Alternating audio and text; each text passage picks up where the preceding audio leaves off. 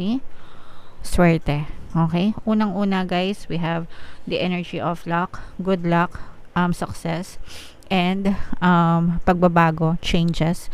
So, ibig sabihin nito guys, you are moving towards changes sa inyong buhay na magdadala ng swerte sa buhay nyo. Okay? So, papunta kayo dun sa lugar na swerte, papunta kayo dun sa stage ng buhay nyo na kung saan mararamdaman nyo yung mga pagbabago, and yung mga pagbabago na yun unti-unti nyong nararamdaman na para siyang nagdadala ng swerte sa buhay nyo. So,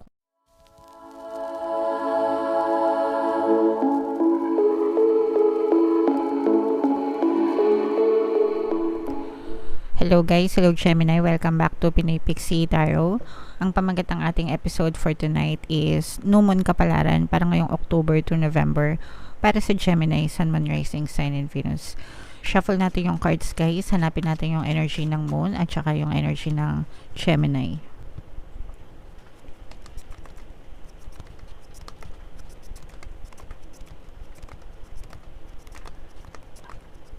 So, ito yung energy ng Moon mga kapiksi. Ngayon naman hanapin natin yung energy ng Gemini.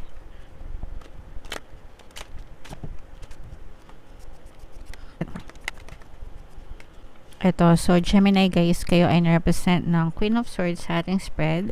Combination to guys ng positive and negative energy. General reading lang. Pwedeng mag-resonate, pwedeng hindi. Yung new moon ngayong October guys ay sa October 14. Tapos yung next na new moon naman sa November ay sa November 13. So ang reading na to ay para sa period na yan. Combination ng positive and negative energy. General reading lang. Pwedeng mag-resonate, pwedeng hindi. Grabe, sobrang ganda nito mga kapiksi. Very, very positive. Lumabas din yung masculine energy ng air sign, Aquarius, Gemini, Libra, mga kapiksi. Swerte. Okay? Unang-una guys, we have the energy of luck, good luck, success, and pagbabago, changes. So, ibig sabihin nito guys, you are moving towards changes sa inyong buhay na magdadala ng swerte sa buhay nyo. Okay? So, papunta kayo dun sa lugar na swerte, papunta kayo dun sa stage ng buhay nyo na kung saan mararamdaman nyo yung mga pagbabago, and yung mga pagbabago na yun unti-unti nyong nararamdaman na para siyang nagdadala ng swerte sa buhay nyo. So kung let's say for example right now, maaaring nandun ka sa stage na naghihirap ka, feeling mo ang dami mong problema, feeling mo minamalas ka, magkakaroon ng pagbabago sa iyong buhay. So mararamdaman mo yung progress, and yung progress na yun may dala-dala siyang swerte sa inyo. Okay? So i-mind nyo na to mga kapiksi sa comment section. Mind swerte, mind good luck, mind good fortune, mind progress, mind success, mind happy changes. Okay? Para talagang ma-experience nyo siya. And itong guys, ang dala-dala niya, no? Money. Okay?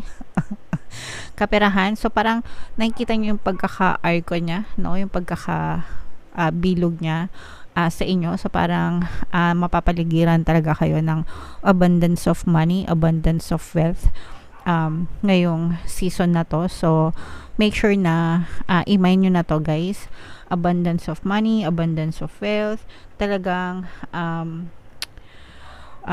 pupulutin nyo. Kumbaga parang tawag dito, susungkitin. Yan, masusungkit nyo na unti-unti ang swerte mga kapiksi sa buhay nyo. Okay? So yeah, maging handa kayo guys, maging receptive kayo dito sa magandang kapalaran na to. So para maging receptive kayo, always be grateful, palagi magpasalamat, palagi nyong i-appreciate yung lahat ng blessings na dumadating sa inyo, kahit gaano kaliit, kahit gaano kalaki, mga kapiksi, para talagang maramdaman nyo siya.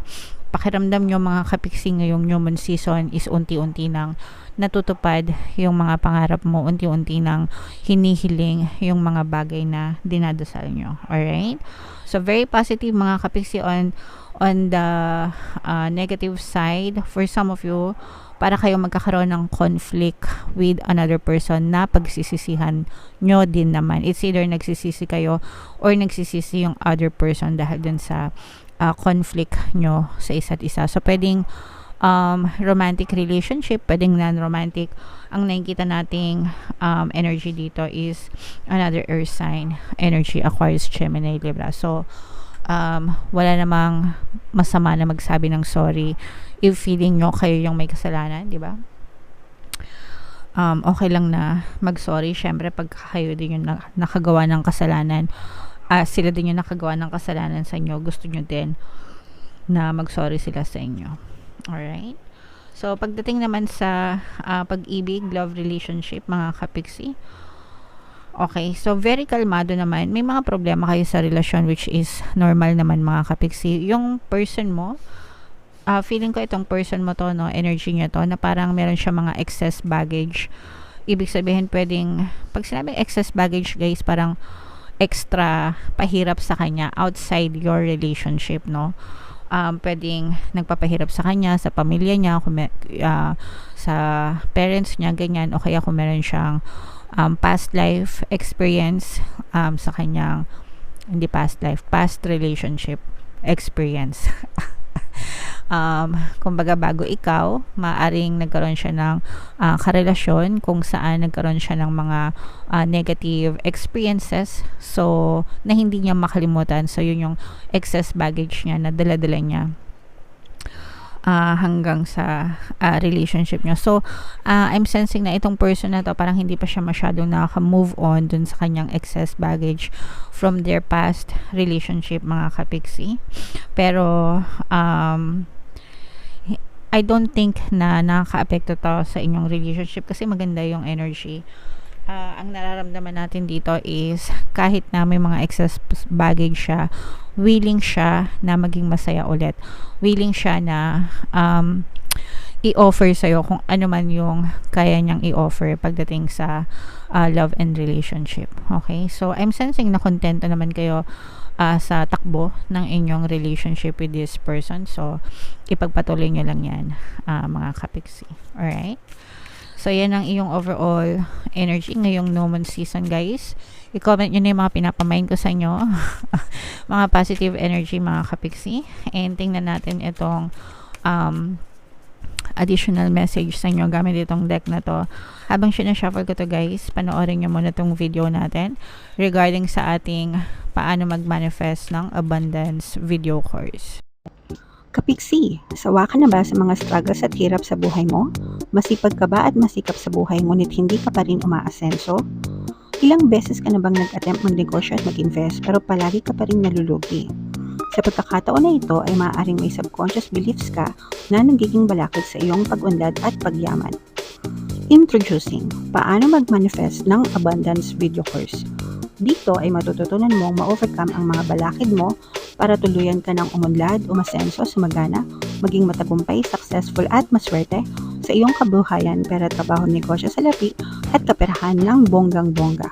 Dali, mag-send na ng email sa pinoypixie@gmail.com at simulan na ang iyong pagyaman ngayon. Alright, so gusto mo bang yumaman, kapiksi? Kung gusto mong yumaman, umunlad at umasenso, mag-avail ka na ng course na yan. Super nice, super ganda. And good news, guys, kasi ngayong buong buwan ng October until October 31, magbibigay ako ng 10% discount sa lahat na mag-avail ng course. So mag-avail na kayo, guys, habang mainit-init pa.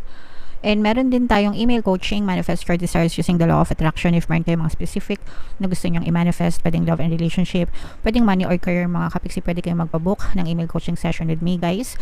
Mag-send lang kayo ng email sa pinoypixie@gmail.com.